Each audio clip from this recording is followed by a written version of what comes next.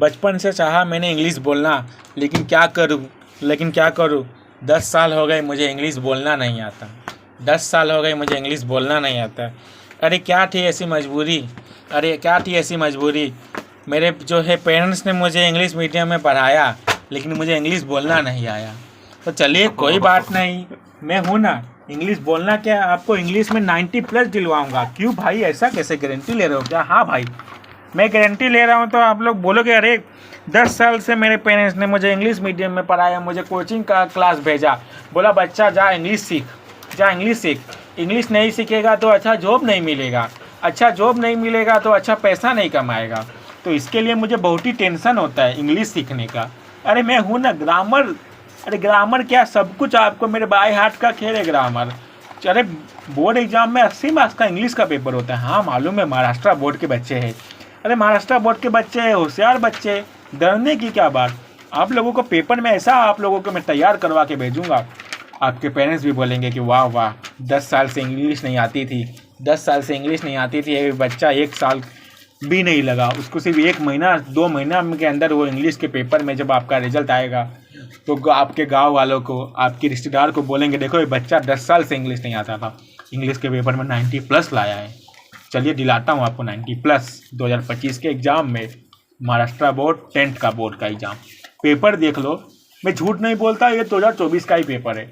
अभी 1 साल भी नहीं हुआ। आपके जो सीनियर लोग हैं उनका ही है। आपके दोस्त लोग होंगे जो 11th में होंगे, उनसे पूछ लेना। पेपर ये देखो, सेम पेपर वही है। 10 मार्क्स का देखो क्या आया था, ग्रामर आया था। अरे ग्रामर बहुत ही सिंपल आया था, देख लो कैसा ग्रामर आया है। फिर ये देखो क्वेश्चन नंबर 2 का है, ये आपको पता है कैसा टेक्सुअल पैसेज आएगा। 10 मार्क्स का आता है ये पैसेज, देखो क्या आता है क्योंकि A1 A2 में देखो कैसा, A3 ऐसा, A4 में ग्रामर आएगा।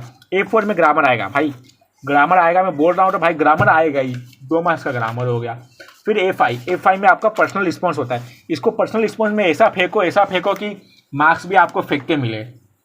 कहने का मतलब है ऐसा लिखो कि मार्क्स मिले अच्छे, कम से कम 6 से 7 लाइन 8 लाइन लिख दो। पर्सनल रिस्पॉन्स में ज़्यादा नहीं, 6 से 7 लाइन लिखो बहुत हो गया। लेकिन ऐसा लिखो कि फेंक के मार्क्स मिले, मतलब ज़्यादा अच्छा 2 में से 2 मिले। 2 नहीं तो 1.5 मार्क्स तो मिल जाएगा ना आराम से। फिर ये बी देखो, इसमें देखो क्या है 10 मार्क्स का, ये भी पैसेज है, बुक का ही पैसेज है। बी का 1 देखो, इसमें देखो ट्रू फॉल्स दिया था 2024 में। फिर यहाँ पर देखो पैसेज दिया है आपके सामने, समझ लो आपको छापना है, सिर्फ पैसेज दिया है, बस ढूंढना है। अब इतना नहीं करोगे तो भाई आप तो बोर्ड वाला क्या ही कर सकता है। बी का 2 दिया है, बी का 3 देखो, फिर बी का 4 बोला ना मैं, आप डू डायरेक्ट मतलब ये होता है ग्रामर इनडायरेक्ट स्पीच, एडिक्वेशन टैग। ये दोनों का आंसर मुझे कमेंट में बताइए। फिर B5 describe your experience of many musical concert. आपको म्यूजिकल कंसर्ट में गए हो, आप कभी गाना सुनने गए हो, इसके बारे में लिख दो। अरे भाई ये तो पिक्चर नहीं भी गए हो तो पिक्चर तो देखो ना, लिख दो कुछ भी। 2 मार्क्स तो मिल जाएगा, 1.5 तो मिल जाएगा। अरे छोड़ने का नहीं, मार्क्स पूरा लेने का। 90 मार्क्स चाहिए ना? हाँ चाहिए ना। तो 10 साल से आप प्रैक्टिस नहीं किए, 10 साल से इंग्लिश नहीं आ रही, तो अभी क्या टेंशन है, 1 साल के अंदर आप लोगों को आ जाएगा। फिर ये देखो क्वेश्चन नंबर 3 है पोएट्री सेक्शन। अरे इसका भी टेंशन मतलब पैसेज दिया है, छापना है, लेकिन थोड़ा पोइट्री में ध्यान रखो, थोड़ा आप लोगों को अच्छे से लिखना पड़ेगा। इसमें सेम टू सेम आंसर देखो। अभी फुल ऑफ स्टेंज ओट्स, ये कौन से स्टेज में हुआ है? फुल ऑफ, यहाँ पे क्या करना है, फुल ऑफ स्टेंज ओट कहाँ लिखा है, देखो फुल ऑफ स्टेंज ओट कहाँ लिखा है, ये आपको चेक करना है, ऐसे करके स्टेज लिखना है। फिर ये होने के बाद ये देखो 7 स्टेज क्या करना चाहता है, फर्स्ट एंड 7 स्टेज में क्या सिमिलरिटी है ये बताना है। फिर चूज द करेक्ट अल्टरनेटिव, इसमें चूज करना है। मेटाफोर है कि ये सब बताना है। अब ये देखो भाई, ये तो मैं क्या ही बोलूँगा, एप्रिसिएशन नहीं करोगे तो क्या ही। देखो ये एप्रिसिएशन में भी आया तो क्या इतना हार्ड है, the height of the ridiculous, इसका एप्रिसिएशन आया था। एप्रिसिएशन कितने मार्क्स का होता है? अरे भाई 4 मार्क्स का होता है, 5 मार्क्स का होता है। 12वीं में 4 मार्क्स का होता है, लेकिन 12वीं में पैसेज नहीं दिया रहेगा, इसमें तो पैसेज भी दिया है। क्या ही बोलूँ आप लोगों को, इसमें तो आप आराम से लिख सकते हो। पॉइंट में लिखना है तो पॉइंट में लिखो, लेकिन पॉइंट में मत लिखना, पैसेज में लिखना, लेकिन अच्छे से लिखना। टाइटल का देखो, title and poet of the poem, 1 marks तो आपके सामने ही दिया। देखो पोएट का नाम, टाइटल, ये तो आपके सामने 1 मार्क्स तो आपको सामने ही दिख रहा है। 1 मार्क्स तो आपको छापना है बस, और 4 मार्क्स का लिखना है। 4 मार्क्स का राइम स्कीम आपको याद रखना है सारे शब्द। पोएम के फिगर ऑफ स्पीच क्या है, सेंट्रल आइडिया क्या है, फिगर ऑफ स्पीच याद करना, कौन कौन से पोएम में है, इसमें नहीं है फिगर ऑफ स्पीच, याद रखना है। फिर 4 का 10 मार्क्स का, ये जो नॉन टेक्सुअल पैसेज है, ये बहुत ही आसान है। देखो ये जो पैसेज दिया गया है, लेकिन बुक का पैसेज नहीं। मेरे ख्याल से तो आपके लिए सब कुछ अनसीन ही होता है, क्योंकि आप टेक्स्ट बुक में पढ़ते हो नहीं। आपके लिए देखा जाए तो सारे पैसेज अनसीन ही है।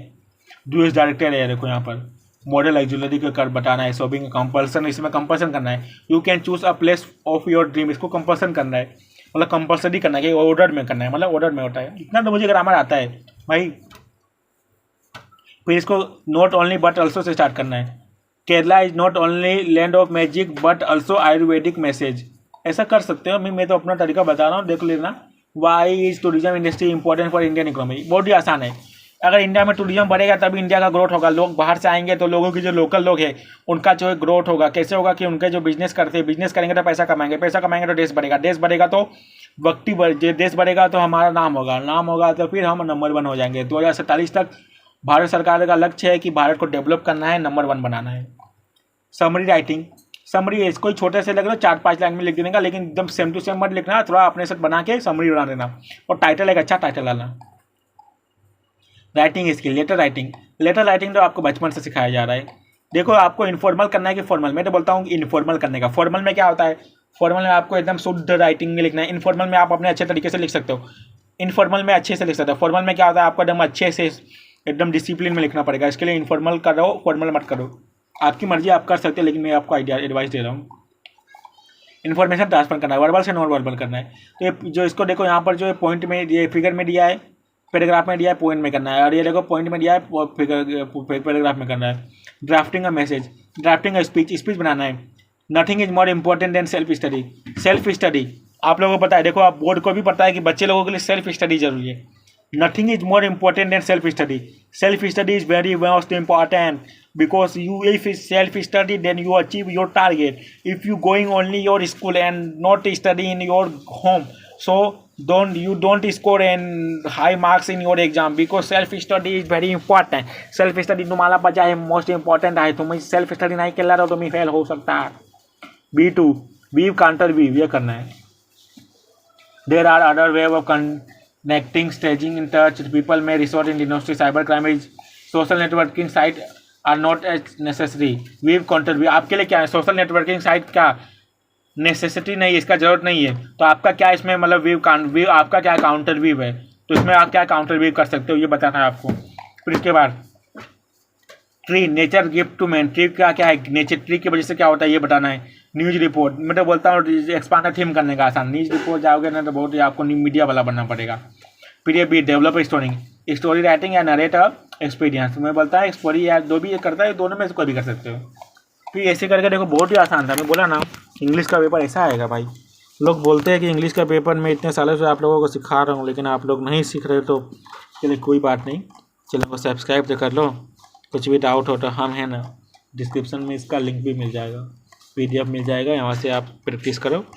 अब बहुत हो गया, कुछ भी होगा नहीं, पेपर में आएंगे सबके 90+। 2 महीने का टाइम है, जनवरी फरवरी 2 महीने में ऐसा करो पेपर फाड़ के आना।